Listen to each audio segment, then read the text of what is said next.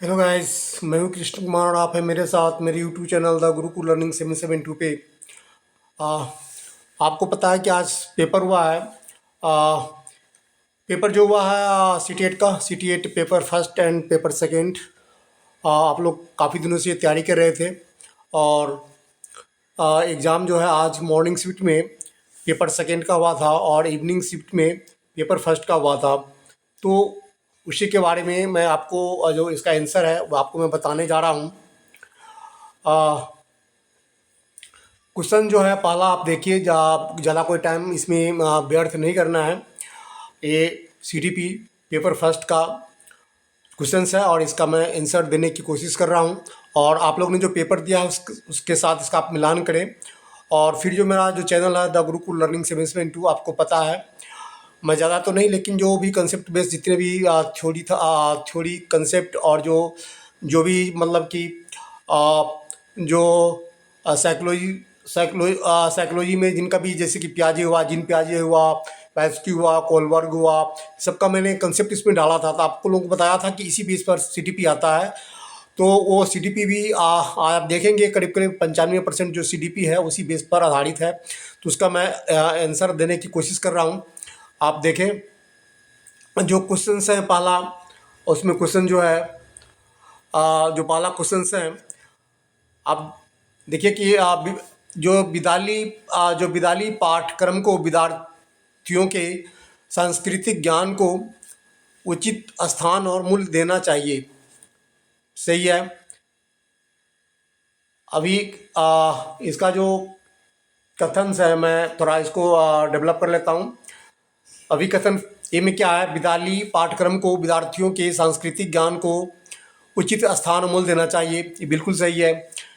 और इसका कारण क्या है, कारण दे रहा है विद्यार्थियों को उनकी सांस्कृतिक पहचान को बनाए रखने के लिए समर्थन प्रदान करना सीखने को प्रक्रिया को सुगम बनाता है। ये भी सही है। तो इसका मतलब पहला पहला भी सही है और दूसरा भी सही है, कारण भी। तो इसका आंसर जो होगा, है नहीं, क्या होगा कि ए और आर दोनों सही है और तीसरा जो क्वेश्चन है ए और आर दोनों सही है और ए को आर सही व्याख्या करता है।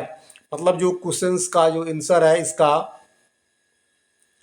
इसका ये होगा कि ये जो क्वेश्चंस है ए ए और आर दोनों सही है। सॉरी सॉरी, तो इसका जो क्वेश्चंस हो जाएगा इसका, जो इस पर जो आप तीसरा जो क्वेश्चन है ए और आर दोनों सही ए और आर दोनों सही है और ए को आर सही व्याख्या करता है नहीं। तो पहला का ये हो गया। उसके अलावा आप नेक्स्ट पे आप चलें, आप नेक्स्ट पे। तो दूसरा जो क्वेश्चन है, सीखने के सामाजिक संरचनावादी विचार इस बात की वकालत करते हैं कि पहला, व्याख्यान देने और समझने से प्रभावी शिक्षण सक्रिय होता है। प्रत्याहार और दोहराव की चिंतन प्रक्रिया से प्रभावी शिक्षण होती है। शिक्षार्थी दूसरों से निश्चित रूप से ज्ञान प्राप्त करते हैं। शिक्षार्थी सक्रिय रूप से ज्ञान का निर्माण करते हैं। सीखने के सामाजिक संरचनावादी विचार इस बात को वकालत करते हैं कि क्या शिक्षार्थी सक्रिय रूप से ज्ञान का निर्माण करते हैं। लर्नर्स एक्टिव कंस्ट्रक्ट नॉलेज, है नहीं। Socio constructivist views of learning advocate that effective learning is activated by lecture and explaining. Effective learning takes place through the process of recall and rehearsal. Learners receives knowledge passive from others. Learners active construct knowledge. इसका answer होगा शिक्षार्थी सक्रिय रूप से ज्ञान का निर्माण करते हैं। जो चौथा है, दूसरे का चौथा जो क्वेश्चन है उसका आंसर आपका यही होगा। विद्यार्थी जो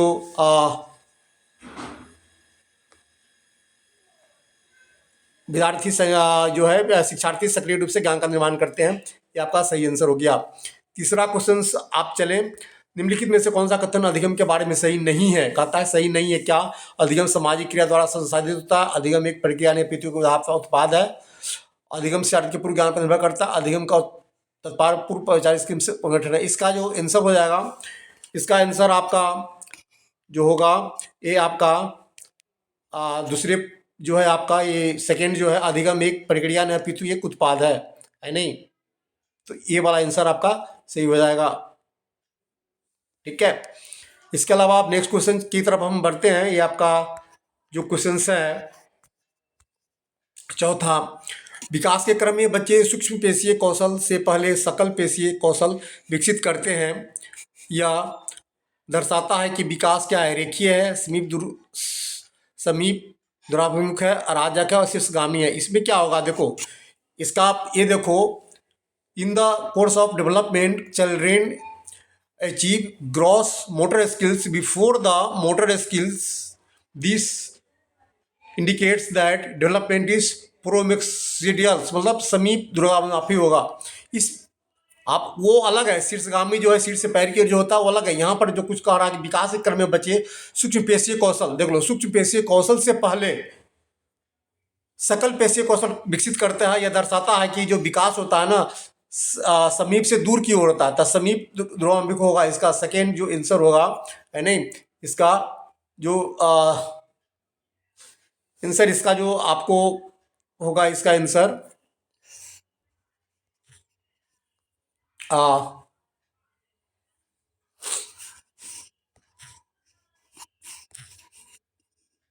ओ सॉरी,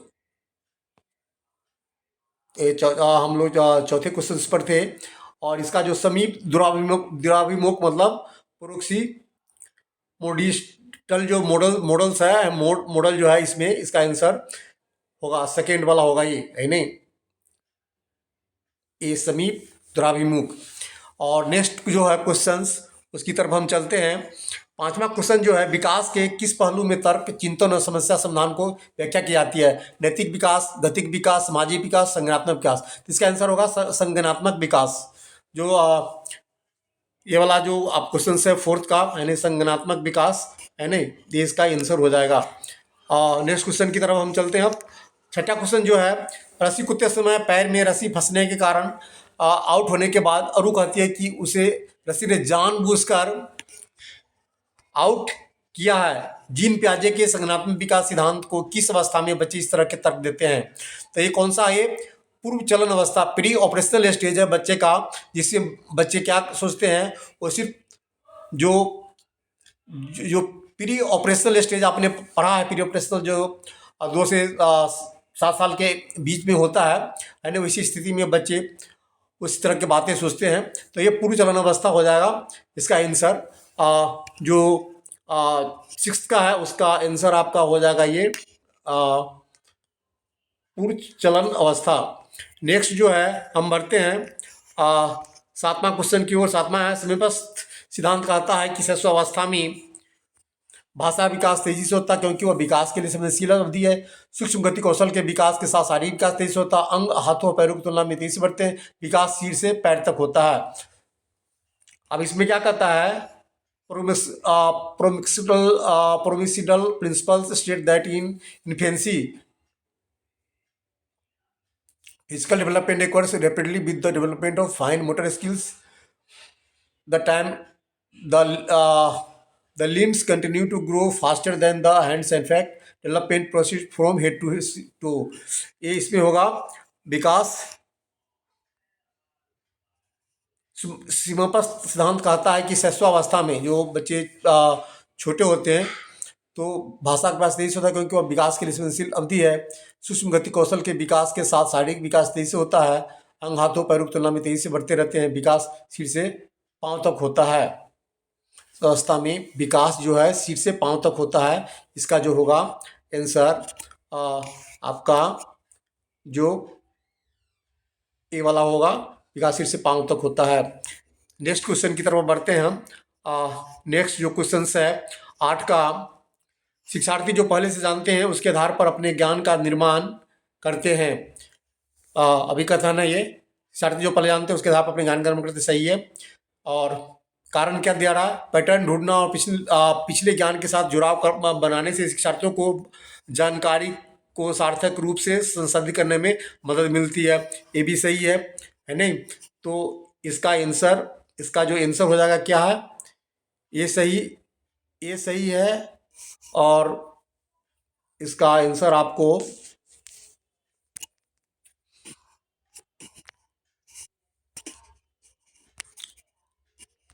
ए और बी, ए और आर दोनों सही है, और ए की आर सही व्याख्या करता है। इसका जो है आंसर, ये वाला आंसर सही हो जाएगा। जो तीसरा आंसर है इसका सही होगा। उसके बाद नेक्स्ट क्वेश्चन की तरफ हम बढ़ते हैं। नौवां क्वेश्चन जो है आप देखेंगे। नौवां क्वेश्चन जो है, बच्चों द्वारा बचपन अलग अलग संस्कृतियों में अलग अलग तरह से अनुभव किया जाता है। सही है, बच्चों का विकास सार्वभौमिक है। बच्चों का विकास यूनिवर्सल है। नहीं, ये नहीं, ये पहला कथन है सही है, दूसरा गलत है। ए सही है और ए ए सही है लेकिन आर गलत है नहीं। तो इसका आपका आंसर जो है पहला,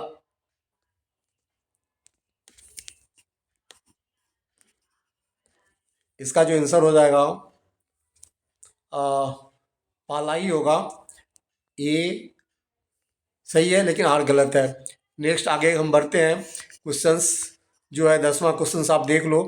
जो 10 क्वेश्चंस है वो क्या कहता है, लॉरेंस कोहलबर्ग के नैतिक विकास सिद्धांत में बच्चे कार्यों को उनके परिणाम के आधार पर अच्छा या बुरा समझने से इस समझ पर पहुंचते हैं कि नियम और कानून नम्य है और बदले जा सकते हैं। ये कहा था आपने लॉरेंस कोहलबर्ग के नैतिक विकास सिद्धांत, मैंने आपको पढ़ाया था। और उसमें ये होता है कि जो छोटा बच्चा होता है ना, जो शैशवावस्था में होता है, वो बच्चे किस तरह से, अगर आपने कोई चीज़ करना है कि स्टॉप, तो बच्चे समझते हैं कि वो गलत है, आप कहते हैं कि नहीं। अगर आप उसको बढ़ावा कोई चीज़ को देते हैं, कोई चीज़ का आप उसको समर्थन करते हैं मतलब, तो बच्चे वो समझते हैं कि वो काम सही है। तो बच्चे क्या चीज़ गलत है और क्या चीज़ सही है, वह उसी आधार पर आकलन करते हैं। जहाँ पर आप उसको कोई चीज़, अब जैसे कि बाधा देते हैं, तो आपको बच्चे वो समझते हैं कि नहीं, ये काम हमें नहीं करना है। और जहाँ पर आप सपोर्ट करते हैं बच्चे को, तो समझते बच्चे को वो चीज़ सही होता है। तो वही चीज़ यहाँ पर कहना चाह रहा है। तो लॉरेंस कोहलबर्ग का तर्क है कि नैतिक विकास क्रमिक रूप से चरणों में होता है, ये सही है। तो ए और आर दोनों सत्य है और आर एक की सही व्याख्या करता है। तो इसका जो आंसर है आपका, तीसरा जो आंसर है आपका, ये तीसरा आंसर आपका सही हो जाएगा। ये वाला जो आपका है थर्ड वाला, जो थर्ड वाला आंसर आपका ये जो है आपका सही होगा। तो 11 क्वेश्चन की हम तरफ चलते हैं। 11 क्वेश्चन जो है, निम्नलिखित में कौन सा कथन समावेशी शिक्षा के बारे में सही नहीं है। यहाँ कहता है जो इंक्लूसिव एजुकेशन है उसके बारे में क्या सही नहीं है। एक समावेशी कक्षा भाषा शैली में अंतर को समायोजित करती है और सहयोग को बढ़ावा देती है। निश्चित पाठचर्या और मानक मूल्यांकन के आसपास एक ही समावेशी शिक्षा केंद्र होता है। निश्चित पाठ फिक्स तो नहीं होगा, ये फिक्स यहाँ पर जो आप देख रहे हो ये चीज़ का क्या कहता है, and inclusive classroom centres around fixed curriculum नहीं होता है। इनक्लस जो समावेशी शिक्षा में होता है ना। तो ये चीज़ जो आपका है ये गलत है। ये कौन दूसरा है ना, जिस बच्चे ने हमको पीडीएफ भेजा है उसने पहला लगा रखा है, आप देख रहे होंगे है। लेकिन इसका जो आंसर होगा ये कहता है नहीं है। तो कौन सा नहीं होता है ये आपका ये दूसरा नंबर पर जो क्वेश्चन है ये आपका निश्चित पाठचर्या और मानक मूल्यांकन के आसपास ही एक समावेशी के साथ केंद्र होता है।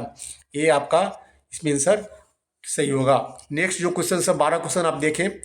जिन प्याजे के संज्ञानात्मक विकास के सिद्धांत के अनुसार निम्नलिखित में कौन सी क्षमता मूर्त संक्रात्मक सोच को पूर्ण संक्रात्मक सोच से अलग करती है। कौन सा, तो इसमें हो जाएगा विभेद, परिकल्पित तार्किकता, वस्तु स्थायित्व और इंद्रियों का समन्वय और विकेंद्रण। तो ये आपका जो ये है चौथा जो आंसर है इसमें, वो आपका आंसर सही होगा। चौथा आंसर जो है आपका ये लास्ट वाला विकेंद्रण, ये सही आपका होगा। अब हम आगे की तरफ बढ़ते हैं। आगे जो क्वेश्चंस हैं वो आप देखिए। जो क्वेश्चंस आपका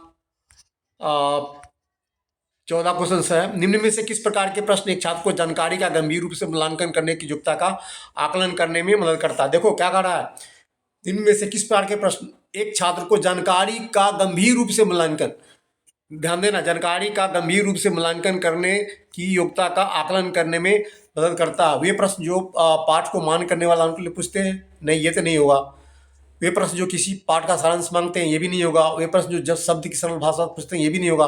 वे प्रश्न जो छात्र की व्यक्तिगत राय पूछते हैं।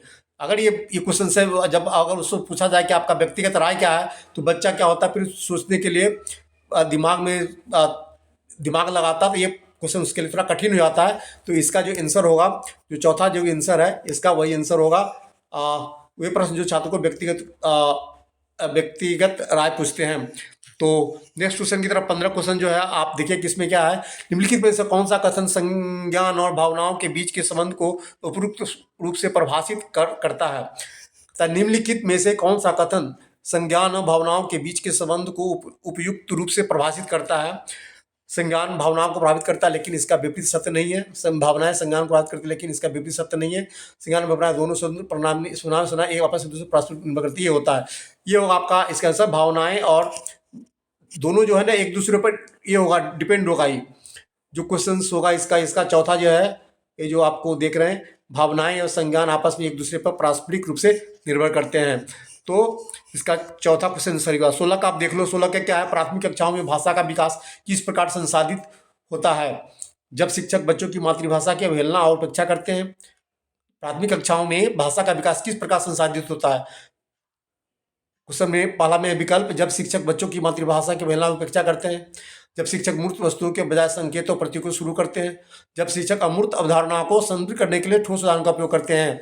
और जब शिक्षक औपचारिक भाषा के प्रयोग पर जोर देते हैं और उसे लागू करते हैं। तो जो तीसरा जो आंसर है वो सही होगा, जब शिक्षक अमूर्त अवधारणाओं को संदर्भित करने के लिए ठोस उदाहरणों का उपयोग करते हैं। ये जो तीसरा जो आंसर हुआ, ये आपका सही आएगा आंसर। जब शिक्षक अमूर्त अवधारणा को संदर्भित करने के लिए ठोस उदाहरणों का उपयोग करते हैं। नेक्स्ट क्वेश्चन की तरफ हम बढ़ते हैं। जो नेक्स्ट क्वेश्चन है 17 का, अभिप्रेरणा के आरोपण सिद्धांत के अनुसार निम्नलिखित में किससे लगातार कोशिश और बेहतर प्रदर्शन की संभावना है? असफलता सफलता दोनों के लिए आंतरिक आरोपण, असफलता सफल दोनों के लिए बाहरी आरोपण, सफलता के लिए आंतरिक आरोपण और असफलता के लिए बाहरी आरोपण, सफलता के लिए बाहरी आरोपण और असफलता के लिए इसका जो आंसर होगा देख लो।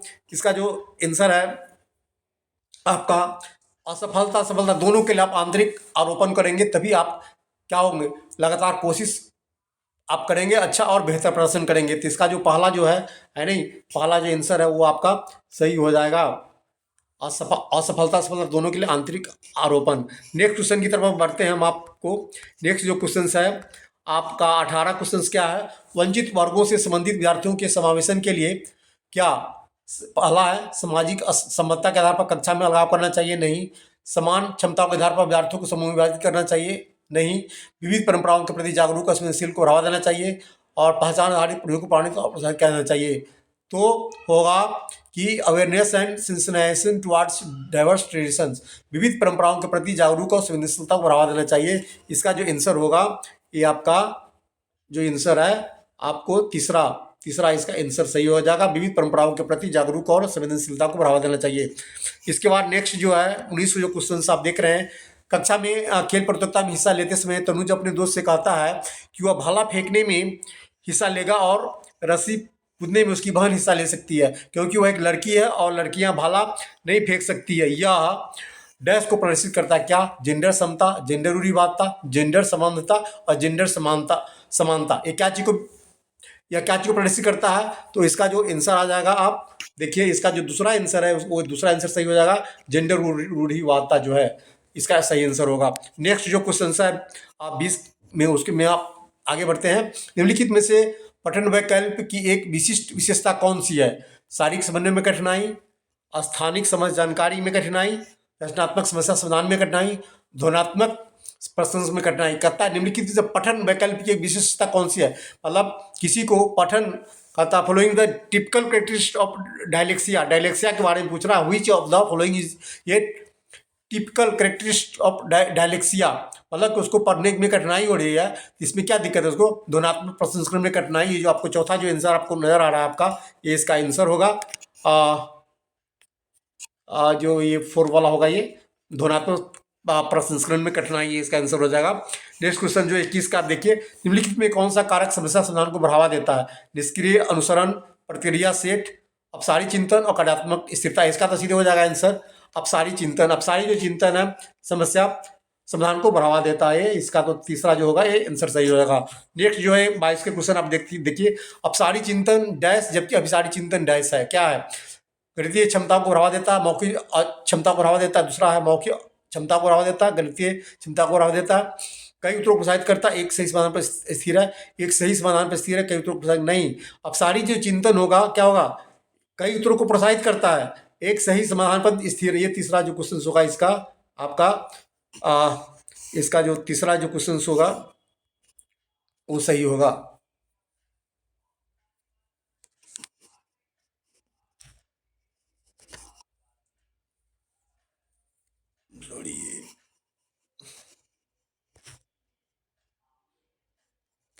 सॉरी सॉरी सॉरी सॉरी, ये जो हम ये थे आपको, आ, यहाँ पर आप देखिए जो क्वेश्चन हम लोग ये कर रहे थे, इसका आंसर जो होगा कई तरह प्रसारित करता है, एक सही समाधान पर स्थिर है नहीं। तो इसका आंसर हो जाएगा ये तीसरा। और नेक्स्ट क्वेश्चन की तरफ हम बढ़ते हैं। नेक्स्ट जो क्वेश्चन है, हमारी बैटरी भी जा रही है मोबाइल की। निम्नलिखित में किसे रचनात्मक मूल्यांकन नहीं माना जाएगा? किसे नहीं माना जाएगा? एक मूल्यांकन कार्य जो मानदंड के मानक पैमाने के अनुसार छात्रों की तुलना करने में सहायक है। एक आकलन छात्र के सीखने में प्रयोग किया जाता है। निम्नलिखित में किसी आधार मूल्यांकन नहीं माना जाएगा? तो एक मूल्यांकन कार्य जो मानदंड के एक मानक पैमाने से छात्रों की तुलना करने में सहायक है। छात्रों को अपकाउंट छात्रों के पूर्व ज्ञान को निर्धारित करने के लिए एक नई धारणा को स्वागत किया जाएगा। एक आकलन छात्र को सीखने में गलत धारणा को पड़ता है। तो इसका फर्स्ट हो जाएगा एक एक मूल्यांकन जो कार्य को मानदंड के मानक पैमाने के अनुसार छात्रों की तुलना करने में सहायक होता है। ये जो आपका पहला जो आंसर है नहीं, वो आपका आंसर सही होगा, ये पहला।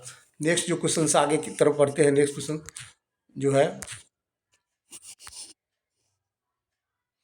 24 क्वेश्चन का, निम्नलिखित से उपयोगी प्रति पुष्टि की एक विशेषता कौन सी है? यह केवल परिणामों पर केंद्रित होती है, यह सामूहिक विशिष्ट होती है, यह केवल कार्य के अंतर में दी जाती है, यह व्यापक और सामान्य होती है। कहता है निम्नलिखित में से उपयोगी प्रतिपुष्टि की एक विशेषता कौन सी है? क्या होगा? ये इसका जो आंसर हो जाएगा, इसका आंसर आपका क्या हो जाएगा? यह सामूहिक और विशिष्ट होती है। दूसरा वाला जो आंसर है इसका, है नहीं, ये सामूहिक और विशिष्ट होती है। ये वाला आंसर आपका, दूसरा वाला आंसर इसका सही होगा। नेक्स्ट जो है आपका क्वेश्चंस, आपका ये 25 क्वेश्चंस है। हावर्ड गार्डनर के बहुबुद्धि के सिद्धांत के अनुसार निम्नलिखित में से कौन सा सेट बुद्धि और उससे संबंधित विशेषताओं के सही मेल का प्रतिनिधित्व करता है? क्या हो जाएगा इसमें? हावर्ड गार्डनर का बहुबुद्धि का सिद्धांत, हालांकि हमने मल्टीपल जो इंटेलिजेंस है इस बार पढ़ाया नहीं था क्योंकि सिलेबस में नहीं था, लेकिन कहा है कहीं न कहीं से कहीं पर उसका सेट रहता है। आप ये भी नहीं कर सकते सीटेट में सारे सिलेबस से करते हैं, तो वो लिंक है कहीं से न कहीं से, इसलिए क्वेश्चन पूछ दिया इससे। हावर्ड गार्डनर के बहुबुद्धि सिद्धांत के अनुसार निम्नलिखित में कौन सा सेट बुद्धि और उसके संबंधित विशेषताओं के सही मेल का प्रतिनिधित्व करता है? तो इसका आंसर हो जाएगा पहला ही, संगीतमय प्रश्न या रचना करने के कौशल। जो आप देख रहे हैं ये पहला जो है आपका, इसका सही आंसर हो जाएगा। बाकी जो है स्थानीय अर्थव्यवस्था नहीं होगा, अंत व्यक्ति से संबंधित नहीं होगा, तार्किक नीति ये भी नहीं होगा। दूसरा होगा सही है आंसर। और जो 26 क्वेश्चन जो है, निम्नलिखित में से कौन आंतरिक परिप्रेरणा का सही वर्णन करता है? आंतरिक अभिप्रेरणा सही वर्णन करता है। अभिप्रेरणा जुतुषा प्रचलता से आती है, अभिप्रेरणा जो धन के भय से आती है, अभिप्रेरणा बाहरी पुरस्कार से आती है, प्रेरणा जो कार्य के वृत्ति के आनंद से आती है। तो इसका आंसर यही हो जाएगा चौथा जो है, इसका आंसर हो जाएगा चौथा में जो है आपका ये जो अभिप्रेरणा जो है कार्य के व्यक्तिगत आनंद से आती है, वो आपका सही आंसर होगा। उसके बाद आप नेक्स्ट क्वेश्चन की तरफ चलिए। नेक्स्ट क्वेश्चन जो 27 का वो यह है, निम्नलिखित में से कौन सा प्रगतिशील शिक्षा का एक प्रमुख सिद्धांत है? सीखना प्रमाणिक कार्यों पर आधारित होना चाहिए, सही है। पहला क्वेश्चन होगा पाठ्यचर्या पूर्ण निर्धारित और सामूहिक होना चाहिए, नहीं। छात्रों को सीखने को मापने के लिए मौलिक परीक्षा सबसे अच्छा तरीका नहीं। छात्रों को अपने ज्ञान का निष्क्रिय प्रवर्तता होना चाहिए। कहता है निम्नलिखित से कौन सा शिक्षा का प्रमुख सिद्धांत है? तो इसका जो पहला आंसर है वो आपका सही होगा। सीखना प्रमाणिक कार्यों पर आधारित होना चाहिए, ऑथेंटिक जो है वो होना चाहिए। नेक्स्ट जो क्वेश्चन है 28 का, हम चलते हैं। बाध्यता एक डैश स्थिति है जबकि अक्षमता एक डैश स्थिति है। बाध्यता क्या है? क्रियात्मक, शारीरिक, सामाजिक, मनोवैज्ञानिक, जैविक, क्रियात्मक और क्रियात्मक जैविक।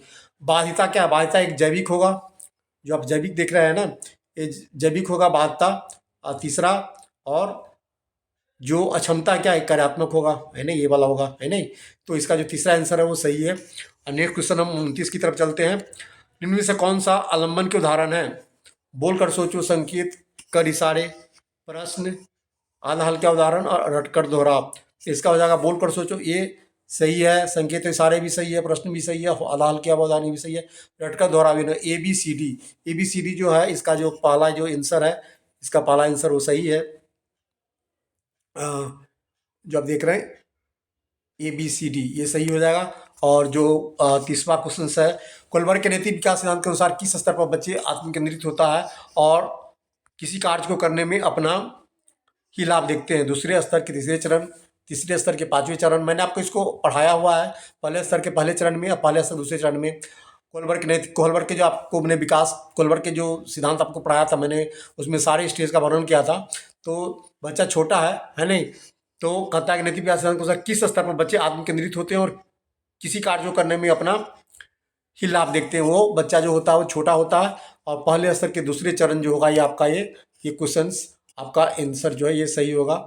पहले स्तर के दूसरे चरण में चौथा, जिसने भी पीडीएफ भेजा उसने पहला दूसरा लगा रखा है, वो गलत है नहीं। तो ये था आज का सीडीपी पेपर फर्स्ट का सीडी पेपर फर्स्ट का आंसर जो मैंने आपको बताया है। आप मिलान कीजिए आपका कितना सीडीपी में आंसर सही है, और भी कहीं से आप इसका मिलान कर सकते हैं। तो आप देखिए कि मैं आशा करता हूँ कि आप लोगों का पेपर सही गया होगा, और आप लोगों ने मेहनत जो की है उसका परिणाम जस्ट आएगा। आपको पता है जो आपका जो ओरिजिनल जो आंसर की है इसका सीबीएसई का, वो करीब करीब 15-20 दिन में आ जाता है। तो आप इंतज़ार कीजिए, और तब तक आप देखिए आपका कितना कुछ सही हो रहा है नहीं। और उसी के हिसाब से आपको क्या करना है, आपको पता है डीएसबी की वैकेंसी आ चुकी है दिल्ली के अंदर, डीएसबी वैकेंसी की। उसमें आप हमसे जीएस के साथ जुड़ सकते हैं, प्लस जितने भी आपका सीडीपी का जो भी है नहीं, उसमें आपको हम हेल्प करते हैं। जो आपका जो टीचिंग के एग्ज़ाम में जो बीएड और आपने जो डीएड कर रखा है, और जैसे कि फर्स्ट पेपर में आपको पता ही है 100 नंबर का, दिल्ली के अंदर में फर्स्ट नंबर में 100 नंबर का साइकोलॉजी होता है, एजुकेशन साइकोलॉजी, तो उसमें आपको हेल्प मिलेगा। अब प्लस सेकेंड पेपर में जो आप देखेंगे जब जीएस हम कराते हैं, तो उसमें आपका जो एसएसटी के जो बच्चे हैं उसको काफ़ी हेल्प मिलता है। तो हमारा जीएस है वो आपको बीपीएससी का जो है उसमें भी आपको हेल्प मिलेगा। बीपीएससी का टी 3.0 वैकेंसी आ रही है जो को अगस्त में स्टार्ट है, और सितंबर में इसका रिजल्ट है। तो ये चीज़ पेपर आप तैयारी करेंगे, प्लस आपका यूपी का आ रहा है, यूपी टेट भी आ रहा है, यूपी का फिर जो टीचिंग निज़ाम है वो भी आ रहा है। तो आप तैयारी करते रहिए और लगे रहिए, कहीं ना कहीं आपकी सफलता जरूर मिलेगी। तो आज का हमारा यहीं तक ये है, और ख़त्म करते हैं। आपको मैं ये चीज़